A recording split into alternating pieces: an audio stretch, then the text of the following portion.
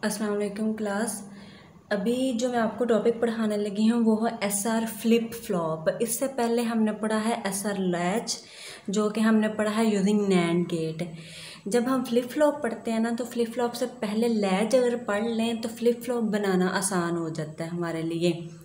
दूसरी बात, SR latch हमने पढ़ा है using NAND gate. SR latch जो है वो यूजिंग नॉर गेट भी पढ़ना होता है। अभी बस मैंने नैंड गेट से आपको वो पढ़ाया है, तो अभी मैं सोच रही थी कि पहले एसआर लैच अगर नैंड गेट की मदद से पढ़ाया है तो पहले फ्लिप फ्लॉप भी नैंड गेट वाला पढ़ा लेती हैं, ताकि दोनों में आपको आसानी हो जाए। फिर एसआर लैच पढ़ाऊँगी यूजिंग नॉर गेट, तो फ्लिप फ्लॉप भी यूजिंग नॉर गेट पढ़ाऊँगी। अच्छा, अभी ये एसआर फ्लिप फ्लॉप का मैंने सर्किट बनाया हुआ है, तो ये देख लेते हैं कि ये सर्किट किस तरह बनता है। यहाँ पर आप सिर्फ इस वाले पोर्शन को अगर देखें तो ये वाला पोर्शन आपको कोई जाना पहचाना लग रहा होगा, क्योंकि ये किसका है, एसआर लैच का है यूजिंग नैंड गेट। क्योंकि उसमें इस तरह होता है कि हमारे पास दो नैंड गेट होते थे। ये एक एस इनपुट होता था, इधर एक आर इनपुट होता था। इसका जो आउटपुट होता था वो इसका इनपुट बनता था, और इसका जो आउटपुट होता था वो उसका इनपुट बनता था। तो ये आप समझ लें इतना एसआर लैच है नैंड गेट की मदद से। उसके पीछे फ्लिप फ्लॉप में बस इतना फ़र्क आता है कि यहाँ पर दो नैंड गेट उससे पहले आते हैं। अच्छा, मैं बता दूँ लैच और फ्लिप फ्लॉप में फ़र्क क्या होता है। लैच हमने पढ़ा था कि वो एक स्टोरेज डिवाइस है, जो कि जिसका काम क्या होता है, एक एलिमेंट को एक वक्त में स्टोर करना, चाहे वो 0 हो या 1 हो।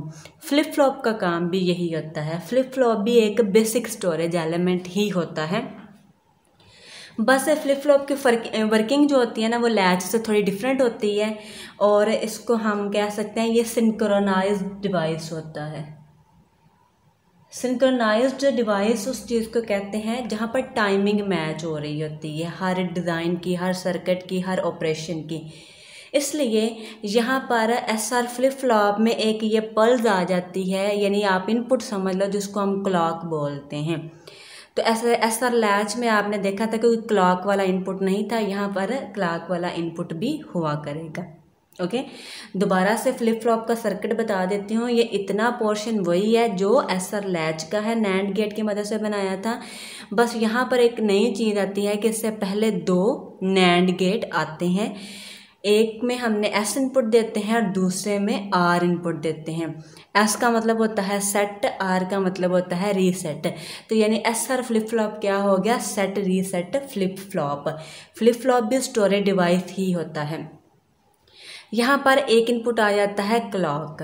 अब मैं आपको बताती हूँ कि एसआर फ्लिप फ्लॉप का ट्रुथ टेबल किस तरह बनाना है। ये मैंने उसके लिए लिख ली है, क्योंकि यहाँ पर एक पल्स क्लॉक भी है, तो हम वो भी लिखेंगे। अच्छा, जब क्लॉक ऑफ होता है ना, ये क्लॉक है, इस क्लॉक में भी या 0 इनपुट हो सकता है या 1 हो सकता है। 0 का मतलब ये हो गया क्लॉक ऑफ किया हुआ है हमने, और 1 का मतलब होगा क्लॉक ऑन किया है। अगर तो क्लॉक ऑफ है तो इसका मतलब ये है कि एस और आर का जो मर्जी आप इनपुट दो, रिज़ल्ट क्या आएगा, रिज़ल्ट वही आएगा जो मेमोरी में पहले से मौजूद है।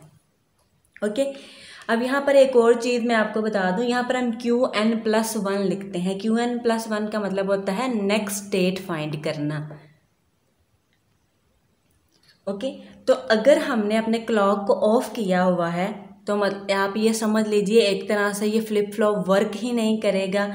तो फिर इससे मैटर नहीं करता कि एस और आर में क्या इनपुट दिया है, 0 दिया है या 1 दिया है। तो इसलिए यहाँ पर हम XX यानी क्रॉस लगा देंगे, यानी कि डोंट केयर, कि यानी फ़र्क नहीं पड़ता इसमें क्या इनपुट था, क्योंकि क्लॉक के ऑफ होने की वजह से रिज़ल्ट वही आएगा जो मेमोरी में पहले से मौजूद था। अब QN से मुराद क्या है, प्रीवियस स्टेट। और Qn+1 से क्या मुराद होता है, नेक्स्ट स्टेट। हमने फाइंड क्या करनी होती है, नेक्स्ट स्टेट। जैसे मैंने आपको बताया था कि जब हम चैनल का बटन जो है वो प्रेस करते हैं तो हम एग्जिस्टिंग किसी चैनल पे होते हैं, और जब हम बटन उसका प्रेस करते हैं, चाहे अपवर्ड वाला करें या डाउनवर्ड वाला करें, वो प्रीवियस स्टेट के अकॉर्डिंग हमें रिजल्ट देता है।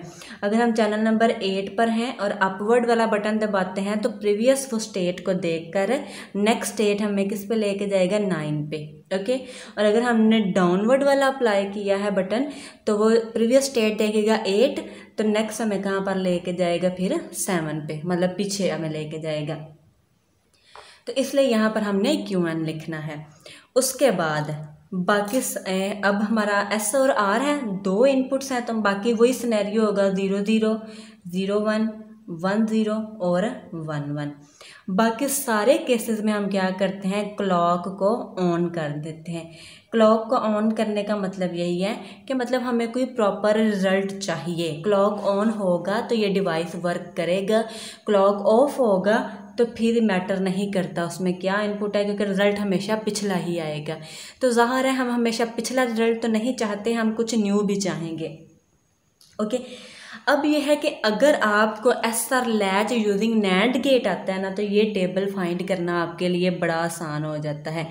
यहाँ पर ये वाला जो टेबल मैंने बनाया हुआ है ना, ये SR लैच का है यूजिंग नैंड गेट। इसको हमने देख के क्या करना है, ये वाला हम टेबल बना सकते हैं। असल में होता क्या, बच्चे इसको क्रैम करने की कोशिश करते हैं, तो क्रैम नहीं करना। अगर आपको लैच का कॉन्सेप्ट समझ में आ गया है तो ये आपसे ईजिली हो जाएगा। अच्छा, अब यहाँ पर क्या है, हमारा पहला इनपुट क्या है, 0 0 है, तो हम यहाँ पर S में भी 0 इनपुट देंगे और R में भी 0 देंगे, और क्लॉक क्या है हमारा, ऑन है। तो इसका मतलब क्या है, 1 यहाँ पर भी जाएगा और 1 यहाँ पर भी जाएगा। अच्छा, अब आप ज़रा हमने डिस्कस किया था कि नैंड की प्रॉपर्टी होती है एक भी 0 आ जाए तो रिज़ल्ट जो है वो 1 ही आता है। ओके, तो यहाँ पर अब देखो, एक ये 0 है, दूसरा क्लॉक की इनपुट 1 है, एक भी 0 आया तो रिज़ल्ट क्या आता है, 1। यहाँ पर भी एक 0 है और दूसरी क्लॉक की इनपुट क्या है, 1। वैसे तो नैंड में एक भी 0 आ जाए तो दूसरा इनपुट देखने की ज़रूरत नहीं होती है। वैसे मैं आपको बता रही हूँ कि क्लॉक भी वर्क कर रहा है यहाँ पे। ओके, यहाँ पर भी एक 0 है तो रिज़ल्ट क्या आ गया, 1। ओके, अब यहाँ पर ये हमारा 1 और 1 आ गया। उसके बाद ये जो है, ये आगे क्या है, लैच है यूजिंग नैंड गेट। इसका हमने आउटपुट फाइंड कर लिया हुआ है पहले से ही। अब आप कहोगे कैसे फाइंड किया था, जब SR लैच का काम किया था, ये दोबारा बता रही हूँ, ये इतना जो सर्किट है ये SR लैच का है यूजिंग नैंड गेट। इस पर हमने 0 0 0 1 1 0 1 1 सारे इनपुट्स दे के इसका रिजल्ट फाइंड कर लिया हुआ है ट्रुथ टेबल में, और ये वो ट्रुथ टेबल है। तो अब यहाँ पर क्या होगा, आगे ये इतना पोर्शन लैच वाला है, तो हमने देखना है कि लैच में जब हमने 1 और 1 दिया था तो क्या रिज़ल्ट आया था। तो लैच में जब हम 1 और 1 देते हैं तो रिज़ल्ट क्या आता है, होल्ड। तो इसका मतलब है यहाँ पर 0 0 के सिनेरियो में क्या रिज़ल्ट आएगा, होल्ड आएगा। अब इस बात में कंफ्यूज ना होइएगा कि मैंने 0 0 में 1 1 वाला रिज़ल्ट क्यों लिखा है। हमने अपना ट्रुथ टेबल ये वाला देखना है जिसको बनाना है फ्लिप फ्लॉप वाले को। वहाँ पर S और R का इनपुट क्या है, 0 0 है, वो मैंने 0 0 यहाँ पर दिया है। तो 0 0 नैंड गेट में एक भी 0 हो तो 1 आता है। यहाँ पर भी 1 आ गया, यहाँ पर भी 1 आ गया। अब ये हो गया 1 और 1। ये 1 और 1 ने क्या करना है, लैच से गुजरना है। तो वो मैं बता रही हूँ कि हमने ये काम पहले कर लिया, तो सिंपली यहाँ से रिज़ल्ट देख लो। तो यहाँ पर 1 और 1 के केस में क्या आ गया है, होल्ड आया हुआ है। ओके, होप सो आपको इसकी समझ आ जाए। उसके बाद क्या है, 0 और 1। तो अब हम यहाँ पर ये देने की कोशिश करते हैं, S में 0 और R में 1। ओके, क्लॉक अब हमेशा ऑन ही रहेगा।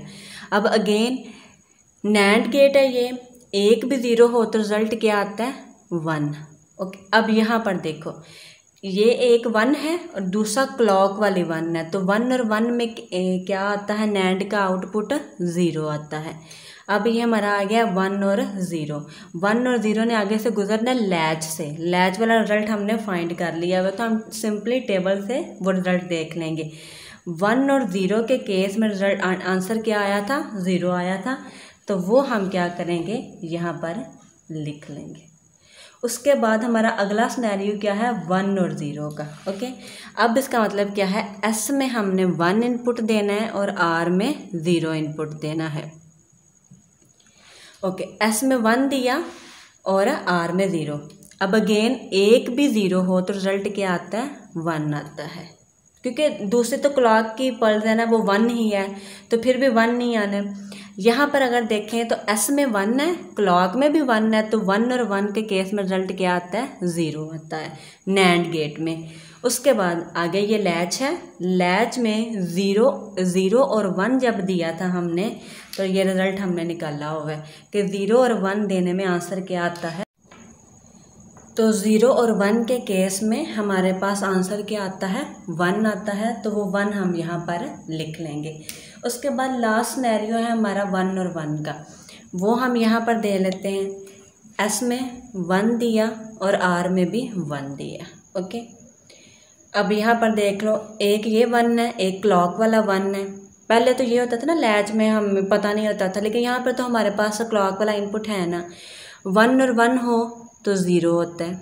यहाँ पर भी एक आर का इनपुट है 1, दूसरा क्लॉक का इनपुट है 1, तो 1 और 1 यहाँ पे भी 0 होता है। अब ये आ गया 0 0, आगे क्या है हमारा लैच, तो लैच वाला हमने आंसर फाइंड कर लिया हुआ है। 0 0 के केस में लैच क्या देता है, हमें इनवैलिड देता है, तो वो इनवैलिड जो है वो हमने यहाँ पर लिख लेना है। इस तरह जो है हम वो फ्लिप फ्लॉप का जो ट्रुथ टेबल होता है वो फाइंड कर लेते हैं। होप सो आपको इसकी समझ आ गई होगी। ना समझ आई तो फिर भी पूछ लीजिएगा, नोट्स बना लीजिएगा या नोट कर लीजिएगा, बाकी नोट्स मैं आपको सेंड कर दूंगी। लेकिन ये माइंड में रखिएगा, मैंने ये क्लास में दोबारा पढ़ाना नहीं है। हाँ, कोई प्रॉब्लम हुई तो वो ज़रूर पूछ सकते हैं आप। तो बस ये आपने लैच वाला अगर आप कर लोगे काम, तो ये वाला ट्रुथ टेबल जो है वो बनाना आसान हो जाएगा।